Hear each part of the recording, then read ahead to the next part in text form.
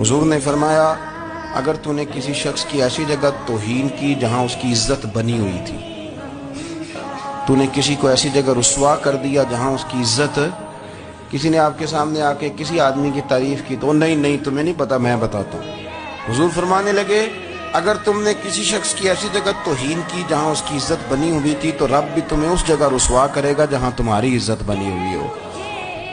اللہ کی رضا کے لیے ایک تو خود پیار کریں، دوسرا لوگوں کو بھی سمجھائیں، قائل کریں کہ یار یہ انداز درست نہیں ہے، تجھے تحقیق نہیں پوری بات کی، تو تحقیق کا دعا کرتا ہوں اللہ میرے ملک کو، میرے وطن کو، امت مسلمہ کو محبت، پیار اور خلوص کی توفیق عطا فرما۔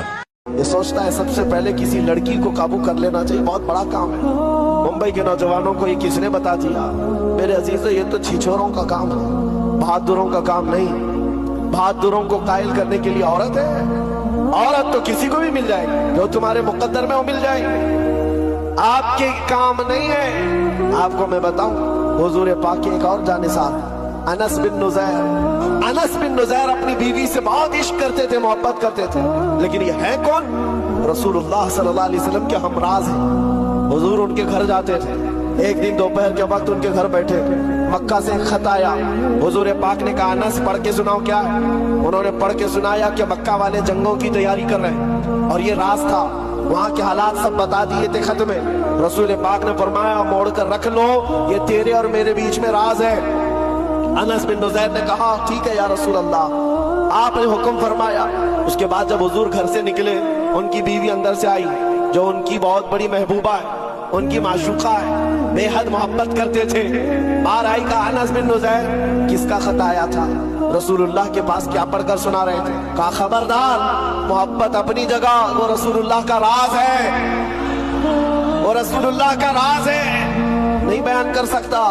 نبی پاک صلی اللہ تعالیٰ علیہ وسلم کی بارگاہ میں ایک نوجوان آیا اور کہنے لگا مجھے زنا کی اجازت چاہیے، کسی عورت کے ساتھ میں بلااتکار کروں۔ نبی پاک صلی اللہ علیہ وسلم صحابہ کے ساتھ بیٹھے ہیں، صحابہ غصے میں آ گئے، کہا یہ حضور کے پاس آ کر ایسی اجازت مانگتا ہے؟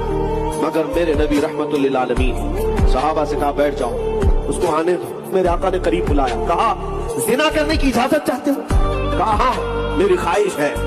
تو حضور نے فرمایا اچھا میرے چند سوالات کا جواب دے دو۔ کہا کہ کچھ لوگ تمہاری ماں سے زنا کرنا چاہتے ہیں، کیا تم اس بات کو پسند کرتے ہو؟ کہا یا رسول اللہ آپ کیسی بات کر رہے ہیں، کیا میں اپنی ماں سے زنا کی اجازت کسی کو دے دوں گا؟ حضور نے فرمایا اچھا تیری بہن کے ساتھ کرنا چاہتے ہیں، تو راضی ہے اس بات پر؟ کسی تیرے خاندان کی عورت کے ساتھ کوئی دوسرا زنا کر لے، اس کی تو اجازت دے گا؟ اس نے کہا ہرگز نہیں، میرے خاندان کی ایک عورت کے ساتھ بھی میں برا دیکھ نہیں سکتا۔ تب میرے آقا صلی اللہ علیہ وسلم نے اس نوجوان کو سمجھایا جیسے تیری کیفیت ہے، جب تو اپنے گھر کی بے عزتی نہیں دیکھ سکتا، تو جب تو کسی عورت سے زنا کا ارادہ کر رہا ہے، یقیناً وہ بھی کسی کی بیٹی ہوگی یا ماں ہوگی یا بہن ہوگی، وہ بھی برداشت نہیں کر سکتا۔ یہ میرے آقا صلی اللہ تعالیٰ علیہ وسلم کے اخلاق کریمانہ تھے۔ اگر زنا جیسی نحوست کو معاشرے سے ختم کیا ہے تو اپنے پیارے اخلاق سے ختم کیا ہے۔ آپ نے کبھی غور کیا ہماری دعائیں کیا ہیں؟ جب بھی ہم اللہ تعالیٰ کے سامنے ہاتھ اٹھاتے ہیں ہماری کیا دعا ہوتی ہے؟ اللہ گاڑی دے دے، بنگلہ دے دے، پیسہ دے دے، اچھا کاروبار دے دے، سب دنیا سے ریلیٹڈ دعائیں، اچھی تعلیم کے لیے، کسی بھی مٹیریلسٹک دنیا کے لیے۔ آپ سوچیں کیا کبھی اللہ تعالیٰ نے ہم سے سوال کر لیا میرے بندے جب ہاتھ اٹھایا تھا کیا تم نے اللہ مانگا تھا مجھ سے؟ کیا تم نے مجھے مانگا تھا؟